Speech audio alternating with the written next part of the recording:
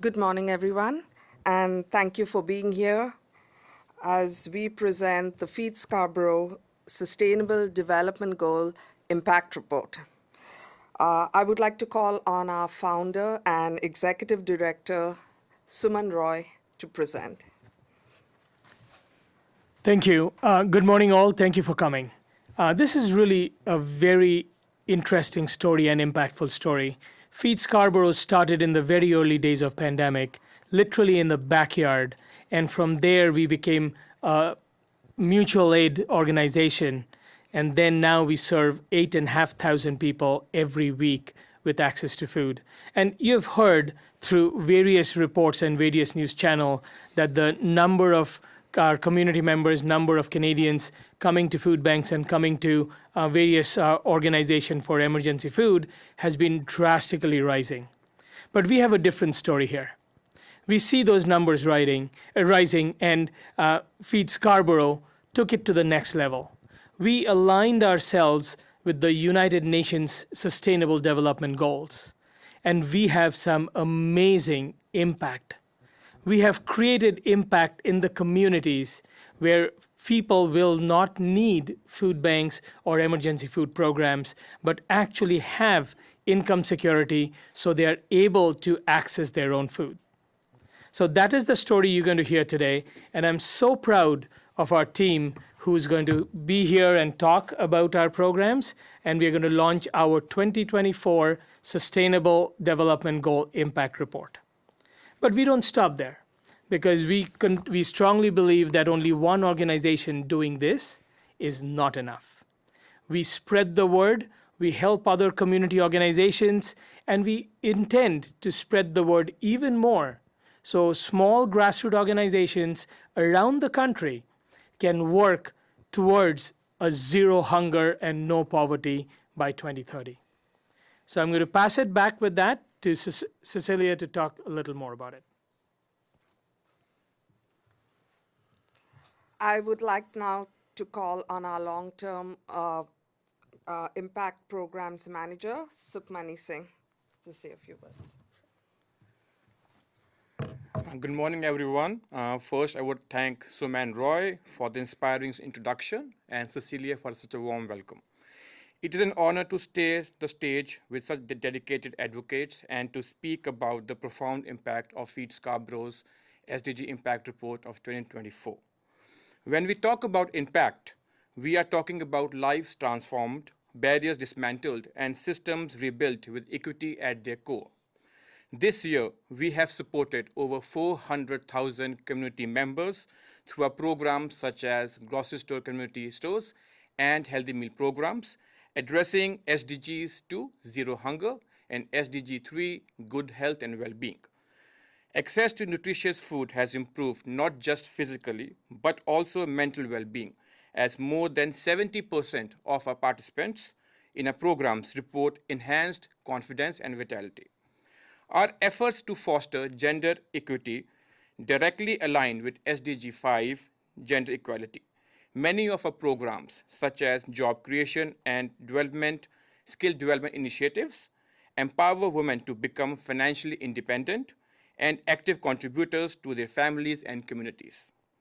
Their empowerment is not just a benefit for individuals, it strengthens the entire communities.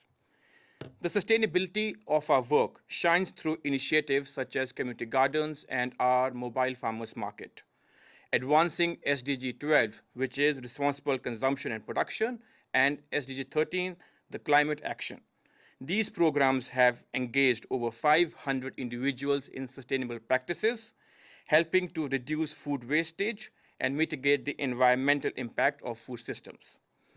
Economic empowerment is another cornerstone of Feed Scarborough and our impact report, addressing SDG 8, the decent work and economic growth, and SDG 10, the reduced inequalities. Alone in 2024, we have created more than 15 jobs and supported local entrepreneurs, providing families with stability they need to break the cycle of poverty. This report is more than just a reflection of what we have accomplished. It's a call to action. Together, we are proving that systemic challenges like hunger, inequality, and climate change can be met with systemic solutions. Thank you for your unwavering support and belief in this mission. Together, we are not only addressing urgent needs, but laying the groundwork for a brighter and more sustainable future. Thank you. Thank you, Sukhmani. I would like to now call on Alida Ramirez, who is going to share her personal story on the impact of the Sustainable Development Goals. Good morning, everyone. Thank you so much, Tim. And well, let me introduce myself. My name is Aleida Ramirez. I'm an immigrant, and going back to 2020, I faced many challenges. I didn't have enough support for my family, so I went out and looked for help. I found this particular food bank who helped me multiple times, and right away I feel like I found home. And the first step to give back to them, it was being a volunteer. After being a volunteer, get training as a lead, learning how to coordinate a kitchen, continue learning about my English skills, envelop apps, people as a, be a lead team. So I'm just one example of those people who are in this team, who are able to continue help my family through having a full-time job, and just want to thank everyone, and that's it for me.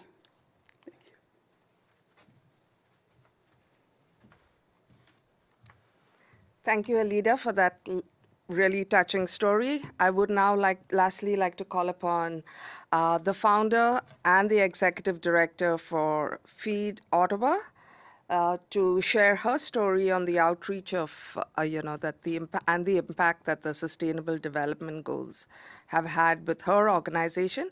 I would like to call upon Sadaf Ibrahim. Thank you, everyone. Thank you, Suman and Feed Scarborough for inviting me here. Yeah, so my name is Sadaf Ibrahim, and I'm from Ottawa. And so we started this organization 2 years ago. It's been almost 2 years, more than 2 years actually. And it's, the initiative is Community Help Community. So we started outdoor food bank is the first time in Ottawa. And right now we have almost 7 locations, and we're going to open 3 more. And of course, like food insecurity is a big issue. It can affect anyone, your family member, your friends, your neighbor. So, but this is not the long-term solution. So I think the advocacy and collaboration with the local organization and government and stakeholder to address the root cause of food insecurity is very important. And we are helping so many, definitely new immigrants, students, and so many people in the area and the low-income housing, because again the affordability and inflation and everything is affect so many Canadian family, and is a difficult time for I would say for all of us, especially for them, right? So so I'm looking forward to learn more and working with Feed Scarborough and Suman. Thank you so much for inviting me. Thank you. Thank you, Sadaf. I would like to now call upon Suman to take any questions. Thank you all. Before the questions, I just want to say that you heard the story of Sadaf and Feed Ottawa, which is really touching on what Feed Ottawa is doing.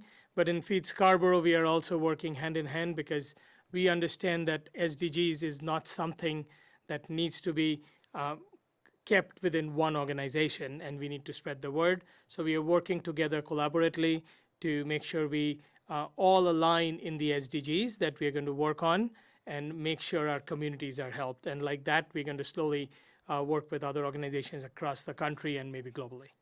So any questions? Thank you so much for your time, and being here.